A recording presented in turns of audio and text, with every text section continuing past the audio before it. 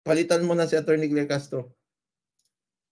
Pero sabi nga ng karamihan, okay, hindi naaayon yung 'Di ba? Nakita niyo na naman yung messaging na gustong ilabas. Sinabi ng karamihan. Anong pakialam ng Supreme Court sa karamihan, Attorney Claire Castro? Ha?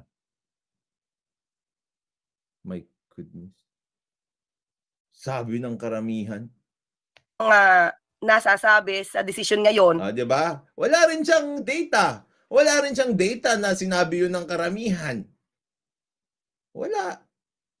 Puro propaganda. Ilan ba nagsabi na ayaw nila yung desisyon ng Supreme Court?